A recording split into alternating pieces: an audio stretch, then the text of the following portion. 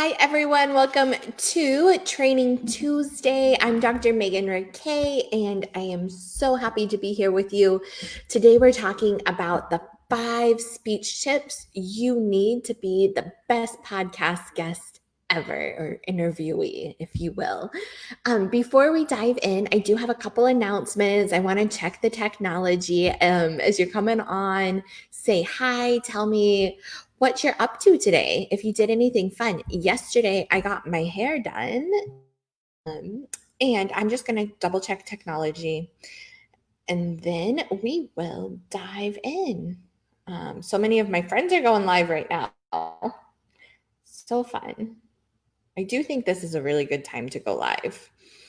Here we go. Double check. There we go. See myself. We're doing this. I hope everyone's having a great week. Life has been just moving so fast lately that it's nice to ground in and have this time together. So I really appreciate you being here. A couple things off the top to talk about. I just saw my sticky note to remind me. First is I did make a slight little change to the name of the group. The group isn't changing at all. I've just realized that I'm attracting a lot more entrepreneurs out and coaches, leaders, all kinds of folks that come to speaking from this heart-led place. I coach, but they're not necessarily identifying as wellness coaches. I've gotten a couple messages where people are like, "Oh, I'm not a wellness coach, but can I still join?" And I'm like, "Yeah, of course. Still come on in. Come hang out. We love having you. Welcome if you're new here. Every Tuesday about this time, I jump on and do a free 30-minute training on whatever speech topics on my mind. Next week, though, we'll be doing the free 5-day challenge that I host each month here in the group. So I won't be doing the Tuesday training or the Thursday throat chakra, but instead, it's stories that sell. And every day next week, I'll be coming on live to do a 30-minute training and invite you to use this space to do a 2-minute video response back to me. And every time you participate, you get entered to win a free 2-hour coaching session. And people have huge shifts in these 2-hour coaching sessions. We've done everything from interview practice, like we're going to do today, to planning out their content strategy and how they want to do their lives moving forward, to really refining their speeches, right? Maybe you've got a signature speech already and you want to get a second look, second set of eyes looking at it to make some suggestions. So those 2-hour sessions I love doing, and more to come about those. But stories that sell, if you click the banner at the top, you can get the link. It's going to be held right here in this group. And over the course of 5 days, we'll be doing different story related challenges. But by the end, you'll have your founding story and be able to break it out in interviews, get on your page and share it live from time to time. I'm so excited for you all to really nail this, get it down. Ace it, nail it has been on my brain a lot today.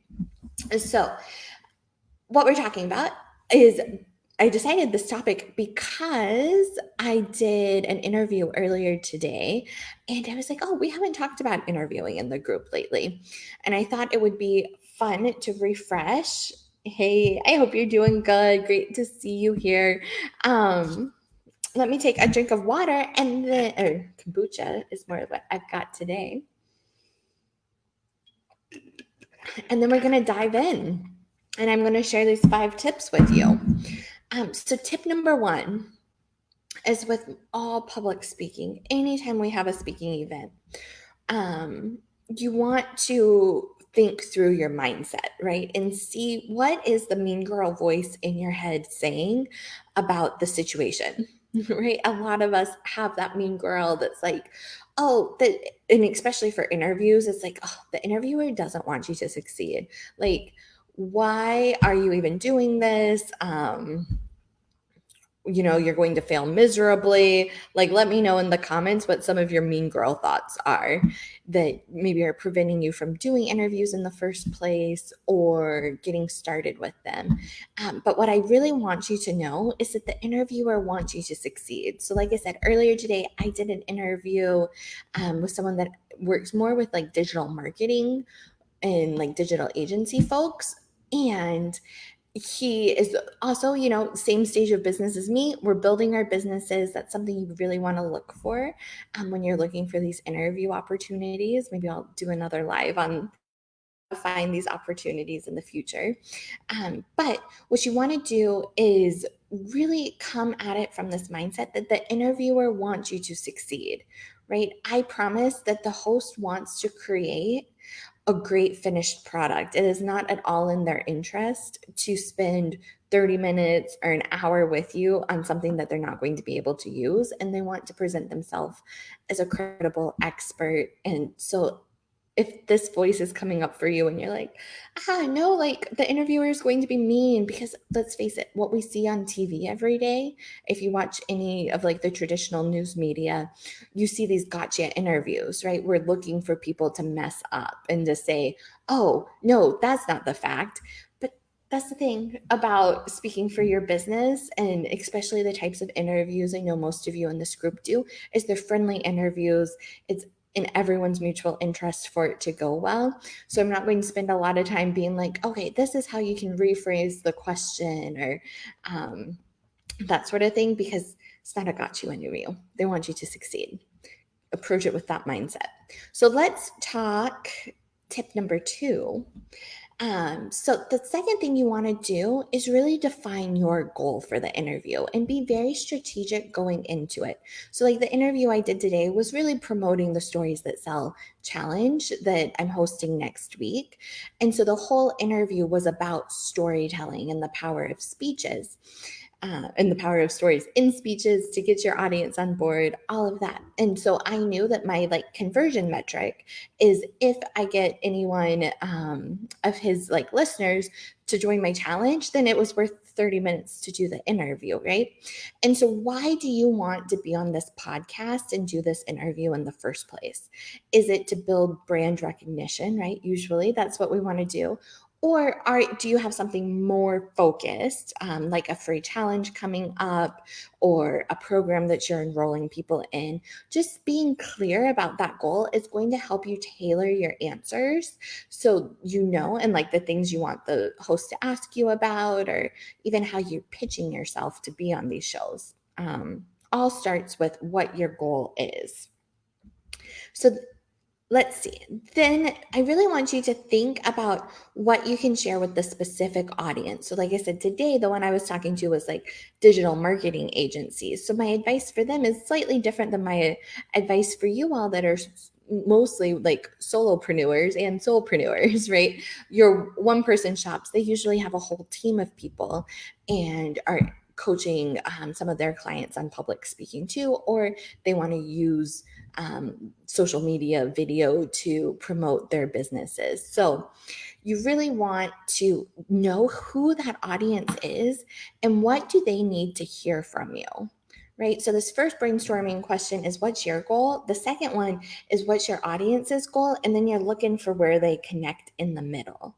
And let me give you an example. So let's say you're a money mindset coach and your goal with the interview is to promote your new group program that's all about like creating financial freedom.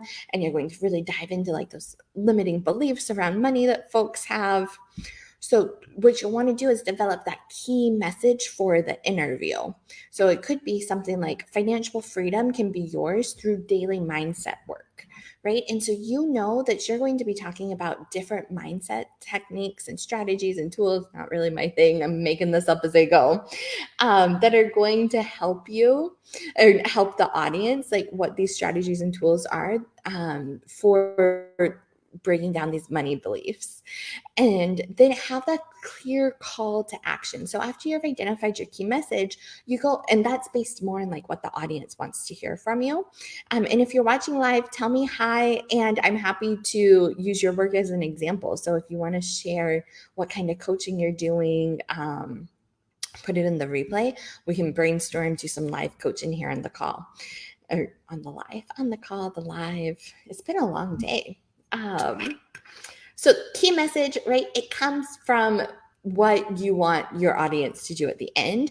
And then you want to think through what is something that your audience can have right now as a next action step, right? So if you're talking about daily mindset beliefs, it might be that you give them some journaling prompts, both on the call, and then say, hey, I've actually got these journaling prompts as a freebie on my website if you want to come on over and download it. You really want something that's going to be like an easy yes. So taking someone directly from like your podcast interview and being like, yeah, I'm actually doing a small group coaching program next week. Definitely mention that you have this group coaching program, but give them an easier next step to get into like your sales funnel. Some people might like directly come over and look, might directly come over and click the button and be like, yeah, like I want into this program. That's amazing. So you definitely want to mention it, or just suggest that like actual clear call to action is going to be some sort of freebie. The other week I was talking about how to create like a video opt-in masterclass. You might want to check out that video too. Hey, Nicole, it's great having you here. But yeah, so that is really tip number 2, all about like defining that goal for your interview and what that call to action is going to be. Tip number 3 to share with you all today is once you have your key message figured out, right? Once you're like, okay, check to tip number 2, then I want you to think through a couple different stories. And so next week, like I said, the free challenge is all about stories. So make sure you tune in then if you're like, oh, I don't really know how to tell a story, Megan. I got you covered. But let's assume you do. And stories are just what we naturally do all the time anyways. So you want to come up with some of these stories that are really illustrating your key message. So here's a couple questions you can think about as you're thinking through the types of stories that you want to share in the interview and which you want to talk about. So first is like, what's an example of a time you struggled with your key message? Right. So for me, when I'm talking about these story challenges, I talk about how hard it is to tell a story, right? And times when, especially like I think of when I was first starting my business and I was on networking calls with folks and I had to like think through like a story really quick. And it was like, like, what am I supposed to share? And everyone else seems so eloquent. Like you're doing this to build that like emotional connection with your audience, right? Because we've all been there. And definitely whatever you're teaching now is, I'm sure, something you struggled with at the beginning. So sharing that struggle, it can be a really powerful story for others to see themselves in you and be like, oh, well, Megan or Nicole fixed this. Like I can do this too. The second question to think about and like some stories to share is a success story from like one of your clients about your key message that you can share. So really show us how that customer transformation has happened, right? Like for instance, I might tell a story of one of my clients that didn't speak on camera for 3 years. She kept thinking about it, and wasn't until the February challenge where she was like, oh, I can finally, like, I feel comfortable. I know what I want to say. Like, walking through my 4-part framework really helped her transform, and now she talks on camera once or twice a week and is hosting a challenge and doing amazing. So you want to pull out those stories from your own work and be able to tell them at like the ask of a question, right? The drop of a hat. And then number 3, the third thing is, why should your audience care about your key message? Going back to like from the audience perspective and like, what is in it for them? What do they really want to know? And what do you need to say that's going to help them get that transformation in their own life? So those are the couple questions to really think through as you're brainstorming some stories. And I really suggest, this is starting to go into tip number 4. So transition over there, that you practice what it is that you want to say on interviews and do some low stake interviews before, like, I know some people, one of my dreams, right? Being interviewed by Marie Forleo. That would be amazing. I know that it's best if I get interviewed by like 100 people before I'm actually sitting on the couch with Marie, right? Then I'm going to be able to know all of my stories. I'm going to hit my talking points, like have my message nailed down. And so think about like the inspired action you can take step by step to get you to that larger speaking goal that you have. And being on like other entrepreneurs podcasts is a really great first step, or even just other podcasts in general. If And I know a lot of people are like, well, how do I know like how big their audience is or whatever the case might be? If you're just getting started, like say yes to whatever opportunity comes your way and then start to dial it in. Like, okay, you've got limited time. So start to dial in. Oh, now I'm definitely going for who is my ideal client. Then dial it in even more to the people that have the larger audiences and are at that next level of business. But it is like a stepping mechanism. And the more interviews you do, the more comfortable you get. And the more you practice them ahead of time, the better. Is because then you won't like be stuck, right? So Nicole, this is helpful. I'm being interviewed tomorrow. Oh, that's so exciting, Nicole. Let me know if you have any questions like specific to you. I'd love to help you prepare for your interview tomorrow. So here's a couple tips for you. First one, and under this like how to practice, is making sure that you're practicing restating the question, help you remember what the question was that you started with. So for instance, if the host asks you, oh, this is like a silly question, ask you to define the purpose of life, you'd respond back with, the purpose of life is, for me, the expansion of happiness. And you can see how you're just taking that like second half of the sentence and putting it in the first half of your response. And it's going to help with editing if they're doing any for the show. It's also going to help you a lot to stay on track, right? And be like, oh, right. So I'm talking about what the purpose of life is in my response right now. So that just takes a couple minutes of practice. It's okay if you don't get it right, but it is one of those things that really helps the interviewer out and helps keep you on track. And then second tip under this, how to practice and prepare for your interview is to prepare a one-page sheet of information that just has your bullet points on it. I don't have one handy, but I'll show you guys this right now, right? It's like my scribbly notes, but every day I do like a 1-2 minute little video on Instagram that's a speech tip of the day. And I just have that one sentence to go off of.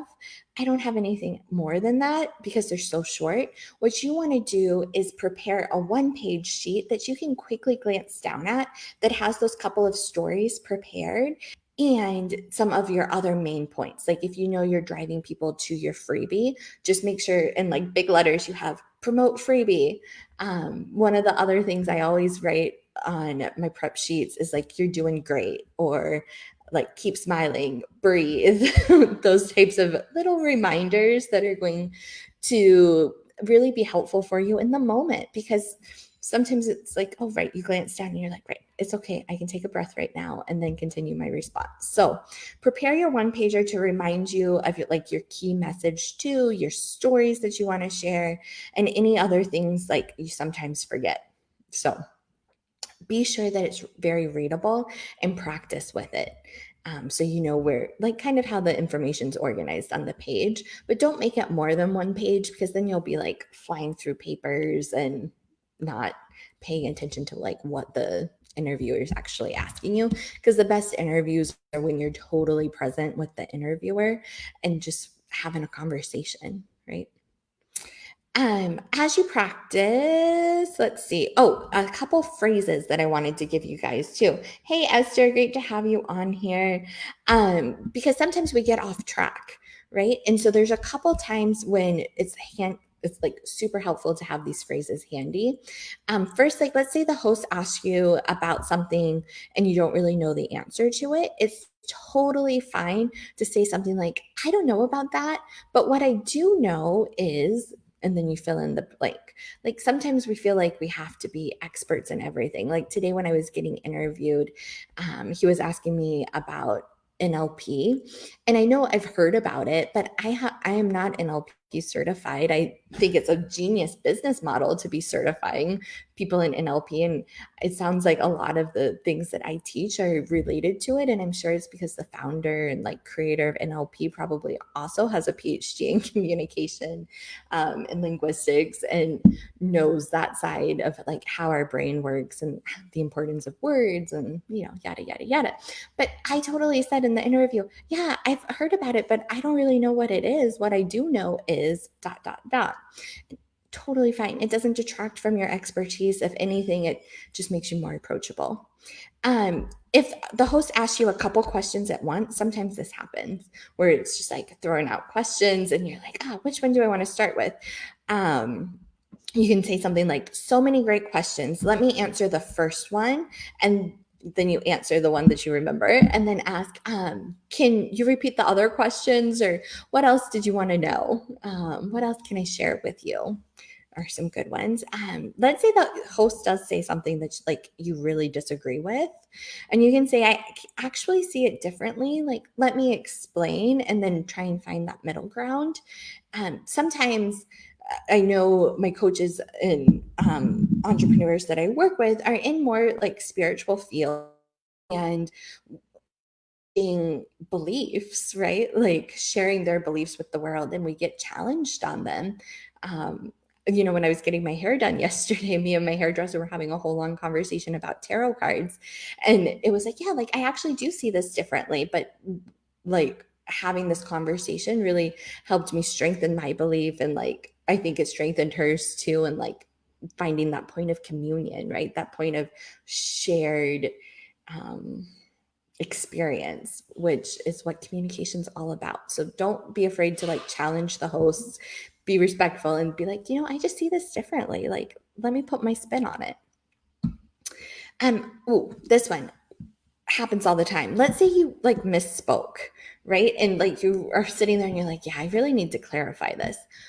Totally fine. Like you can say something like, let me explain this a little differently, or even point out that like, I think I misspoke. Maybe I cited the wrong person, right? I meant to cite Kenneth Burke and instead I said Aristotle or whatever the case might be. It's totally fine. People find you more credible and they'll respect you more for correcting yourself. Check it in on the comments over here. I hope this is helpful for you all. If you have any like, this is actually my biggest fear, Megan, and I don't know what I would do if this happened, let me know in the comments. And we can talk through it some more. Number 5, let's say you forgot what you were going to talk about. And I love this phrase so much. I use it all the time. So what I really want to leave you with today, or something that's going to recenter and get you back on track and say, actually, let me just point out that what I really want your listeners to walk away with is ... right? Final tip that I'm going to share, and then I will take a look at the comments one more time, is to make sure after your interview that you give yourself the time to celebrate it, right? You want to stand up, jump around, be like, this was the most amazing thing ever. I am such a fan of celebration, especially if you have public speaking anxiety of any form. That celebration component afterwards is what's reprogramming the neural pathways in your brain, right? And making yourself be like, this isn't something I need to dread. You're building up your experience bank to know that like public speaking can be fun and easy, and you really do enjoy doing it and meeting new people and talking and like making your list of all of the things that you love about it goes a really long way. And I can't encourage you enough to celebrate your interviews, celebrate your success. And then along with this though, like you might want to refine it and be like, okay, I celebrated. Now, like, how long do I wait to listen back? Or should I listen back to what to my interview or my speaking event?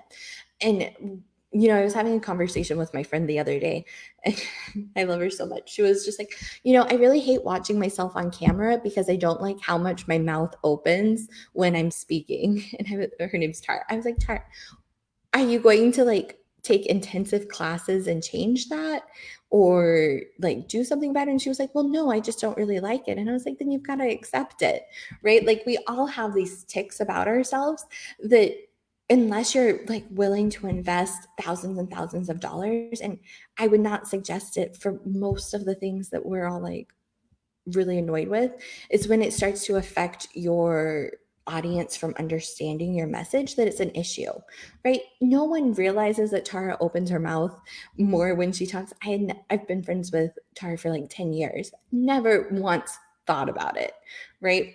I think there's power in sharing those insecurities with your friends or with your coach, someone that you trust, to be like, hey, this is like something that I think in my head, but it's not something that you should really focus on, and sharing it can help, and getting other people's perspectives on it, and then focusing and being like, oh wait, is this something that is even changeable?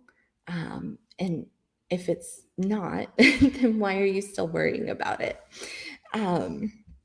But there are other things that we want to refine for sure. Like I know one of the things that I'm continually trying to improve with myself is how much I say so. It is my go-to filler and like transition from point to point. And you'll realize how much I say it now that I pointed it out. Other people say a lot, or some other sort of filler that they have. And those things do become distracting to the audience if you say them to the point of distraction, right? If every other word is and so it is something to become aware of. It's something that I work with my clients on for sure. And is a habit you can break, and so is so.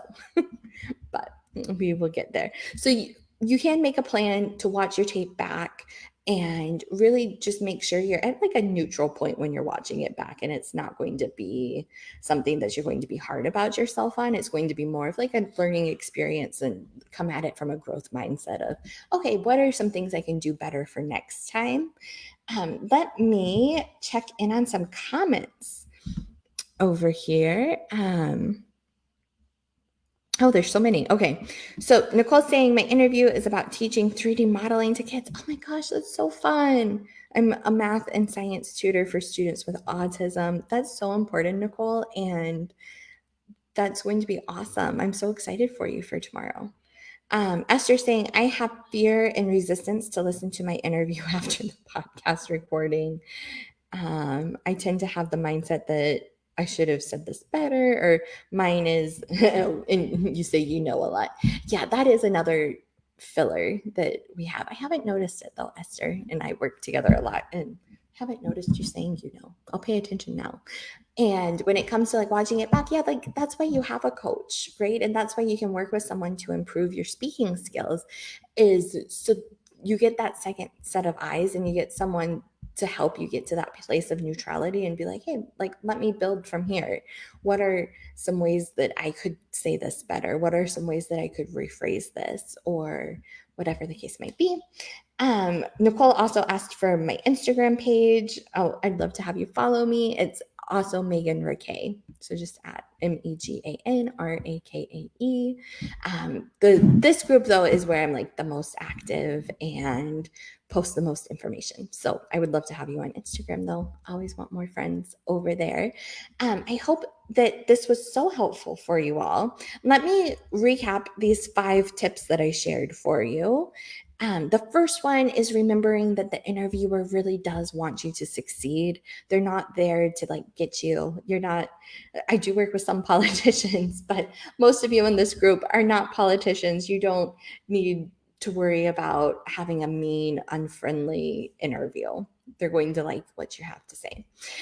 Tip number 2, define your goal for the interview, right? What is it that you want to bring to the table to serve the audience with? And like, I'm thinking about Nicole for tomorrow.